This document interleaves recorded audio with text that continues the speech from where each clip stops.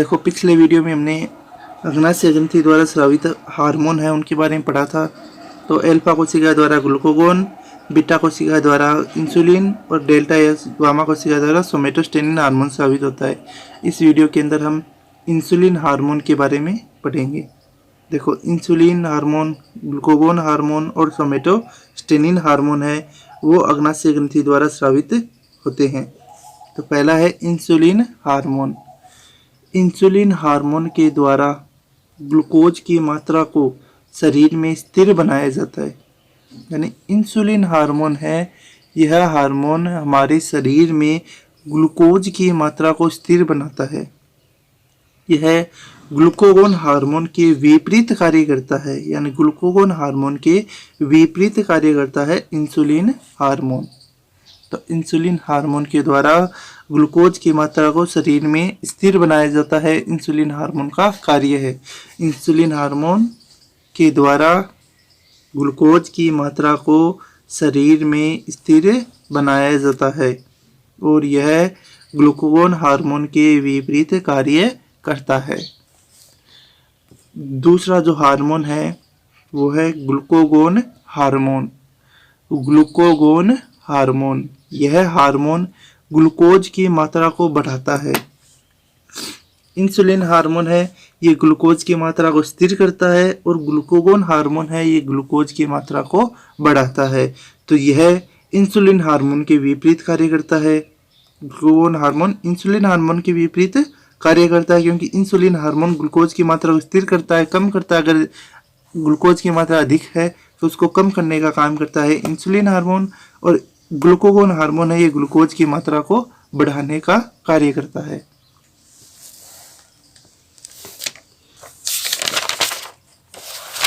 तीसरा जो हार्मोन है वह है सोमेटोस्टेनिन हार्मोन। सोमेटोस्टेनिन हार्मोन देखो, इस हार्मोन के द्वारा इंसुलिन तथा ग्लूकागोन के स्राव को नियंत्रित किया जाता है। यानी सोमेटोस्टेनिन हार्मोन है वो इंसुलिन और ग्लूकागोन के दोनों के जो हार्मोन है इनको नियंत्रित करने का काम करता है सोमेटोस्टेनिन हार्मोन। तथा यह हार्मोन आधारी उपापचयी दर BMR, ठीक है, बेस मेटाबॉलिक रेट, यानी आधारी उपापचयी दर BMR, प्रोटीन वसा के संश्लेषण को बढ़ाता है।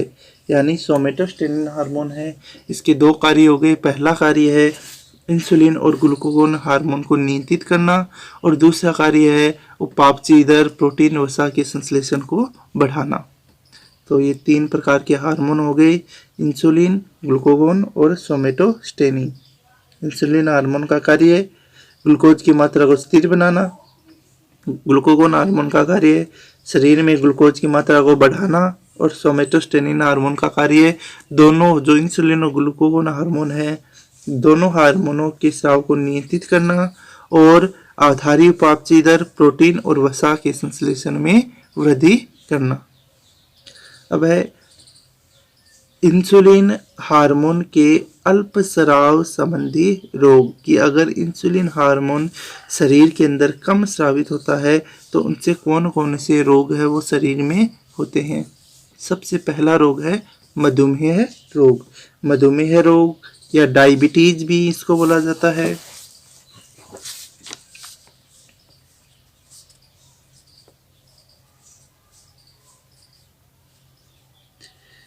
डायबिटीज या शुगर रोग भी इसको बोलते हैं।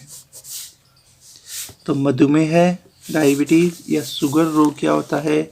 जब इंसुलिन हार्मोन शरीर के अंदर कम स्रावित किया जाता है, इंसुलिन हार्मोन शरीर में कम स्रावित किया जाता है तो इसे मधुमेह, डायबिटीज या शुगर रोग कहते हैं। तो ये इंसुलिन हार्मोन का कार्य है। अगला रोग है पॉलीयूरिया। पोलीयूरिया के अंदर शरीर में जब इंसुलिन हार्मोन, ग्लूकागोन हार्मोन ये कम स्रावित होंगे तो शरीर में यूरिया की मात्रा है वो बढ़ जाएगी और मूत्र के साथ यूरिया अधिक मात्रा में स्रावित होगी। इस रोग को पोलीयूरिया रोग कहते हैं। जब मूत्र के साथ यूरिया अधिक मात्रा में स्रावित होती है तो इस रोग को पोलीयूरिया रोग कहा जाता है। यह रोग भी इंसुलिन हार्मोन के अल्प स्राव के कारण होता है। तो मधुमेह रोग, पोलीयूरिया रोग और अगला रोग है पॉलीडिस्पिया रोग। पॉलीडिस्पिया रोग के अंदर क्या होता है, इस रोग में मूत्र की मात्रा अधिक उत्सर्जित की जाती है जिसके कारण शरीर में निर्जलीकरण की क्रिया होती है। यानी जब मूत्र अधिक मात्रा में उत्सर्जित होता है, इंसुलिन हार्मोन की कमी के कारण जब मूत्र अधिक मात्रा में उत्सर्जित होता है तो शरीर के अंदर जल की कमी आ जाती है और शरीर में जल की कमी आने को निर्जलीकरण कहा जाता है। ठीक है, तो ये भी इस रोग को पॉलीडिस्पिया रोग कहते हैं। तो इंसुलिन की कमी के कारण मधुमेह, पोलीयूरिया, पॉलीडिस्पिया रोग है वो उत्पन्न होते हैं। चौथा रोग है कीटोसिस रोग। अगला रोग है कीटोसिस रोग। तो कीटोसिस रोग क्या होता है, देखो, यह रोग वसा के अपूर्ण पाचन या विखंडन से होता है। यानी जब शरीर में वसा का पूर्ण रूप से पाचन नहीं होता है, अपूर्ण पाचन होता है या वसा का विखंडन हो जाता है तो इसकी वजह से कीटोसिस रोग है वह उत्पन्न होता है। इस रोग में व्यक्ति कोमा में चला जाता है। इसे अर्ध मृत्यु भी कहा जाता है। यानी इस रोग के अंदर, कीटोसिस रोग के अंदर व्यक्ति है वो कोमा में चला जाएगा और इसे अर्ध मृत्यु भी कहते हैं। तो मधुमेह, पोलीयूरिया, पॉलीडिस्पिया, कीटोसिस, फिर है एडिसन का रोग। अगला रोग है एडिसन का रोग। ठीक है, इस रोग में शरीर द्वारा मूत्र की अत्यधिक मात्रा उत्सर्जित की जाती है जिसके कारण शरीर में निर्जलीकरण की क्रिया होती है। इस रोग में व्यक्ति का रुधिर दाब घट जाता है, पेशियां व मस्तिष्क कमजोर हो जाता है तथा अंत में व्यक्ति की मृत्यु हो जाती है। अब एक चीज़ ये ध्यान रखनी है यहाँ पर कि जो एडिसन का रोग है वो इंसुलिन हार्मोन की कमी के कारण नहीं आएगा, यह आएगा अधिवृक्क ग्रंथि। यानी अगला जो टॉपिक पढ़ेंगे हम अधिवृक्क ग्रंथि, उसके द्वारा एडिनलिन और नॉर एडिनलिन हार्मोन स्रावित होते हैं तो उनकी कमी के कारण होने वाला रोग है एडिसन का रोग। तो ये इस रोग के बारे में अगले वीडियो में वापस पढ़ लेंगे, एडिसन के रोग के बारे में। अगला पॉइंट है इंसुलिन हार्मोन के अतिस्राव के कारण होने वाले रोग। तो इंसुलिन हार्मोन के अतिस्राव से रुधिर में ग्लूकोज की मात्रा धीरे धीरे कम होने लगती है। इस अवस्था को हाइपोग्लाइसिस कहते हैं। इस अवस्था को हाइपोग्लाइसिस कहते हैं। तो हाइपोग्लाइसिस है यह रोग इंसुलिन हार्मोन की अधिक मात्रा में स्रावित होने के कारण होता है। ठीक है, एक बार वापस पूरे का रिवीजन कर लेते हैं। अग्नाशय ग्रंथि, अग्नाशय ग्रंथि यह ग्रंथि आमाशय के नीचे तथा ग्रहणी के ऊपर स्थित होती है। यानी आमाशय और ग्रहणी के बीच में पाई जाती है। यह एक मिश्रित ग्रंथि है। इस ग्रंथि की पालियों के बीच में अंतःस्रावी कोशिकाओं के समूह होते हैं जिन्हें लैंगरहैंस की द्वीपिकाएं कहते हैं। और इनमें लैंगरहैंस की द्वीपिकाओं के अंदर 3 प्रकार की कोशिकाएं होती है, एल्फा कोशिका, बीटा कोशिका और डेल्टा या गामा कोशिका।